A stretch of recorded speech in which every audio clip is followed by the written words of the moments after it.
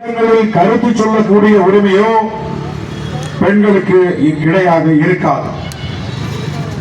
வீட்டிற்குள்ளேயே இருக்க வேண்டும். வீட்டை விட்டு வெளியே வந்தால் முக்காடு போட்டுக் கொள்ள வேண்டும். வீட்டிற்கு யார் வந்தாலும் வீட்டிற்கு உள்ளே சென்று அமர்ந்து கொள்ள வேண்டும். ஆண்கள் மட்டும்தான் பேச வேண்டும் என்கின்ற மிகப்பெரிய ஒரு ஒடுக்குமுறை பெண்களுக்கு வந்தது. கணவன் இறந்தால் பெண்கள் உடன்கட்டை ஏற வேண்டும்.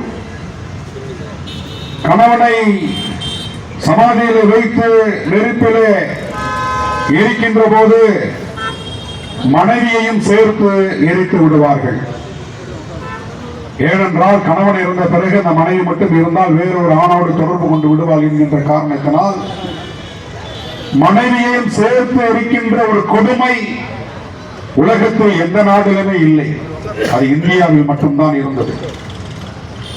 அதே போன்று 10 வயது சிறுமிக்கு திருமணம் செய்து வைக்கக்கூடிய மிகப்பெரிய கேடான அந்த பழக்க வழக்கம் இந்தியாவில் மட்டும்தான் இருந்தது. ஏனென்றால் அந்த பெண் பருவத்தை அடைந்த பிறகு வேறொரு சாதியை சேர்ந்த வேறொரு இளைஞரை காதலித்து திருமணம் செய்துவிடக் கூடாது, சாதி கலப்பு உருவாகிவிடக் கூடாது, சமத்துவம் ஏற்பட்டு விடக்கூடாது என்பதற்காக 10 வயதிலேயே அந்த சிறுமிக்கு திருமணம் செய்து வைத்து உடலுறவில் ஈடுபடுத்திய மிகப்பெரிய வன்கொடுமை உலகத்தில் எந்த நாட்டிலுமே இல்லை. இந்த நாட்டில் தான் இருந்தது.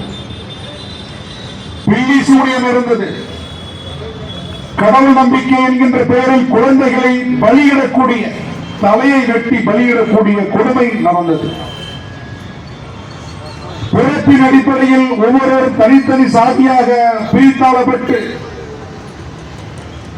குற்றங்களுக்கு ஒவ்வொரு சாதிக்கும் தனித்தனி தண்டனை வழங்கப்பட்டது. அதிலும் குறிப்பாக சாதி அடிப்படையில் புறந்தள்ளப்பட்ட இந்த தாழ்த்தப்பட்ட மக்கள் என்ன தவறு செய்தாலும் உடனடியாக அவர்களுக்கு மரண தண்டனை விதிக்கப்பட்டது. ஆனால் உயர்ந்த சாதி என்று சொல்லக்கூடியவர்கள் எந்த தவறு செய்தாலும் அவர்களுக்கு ஒரு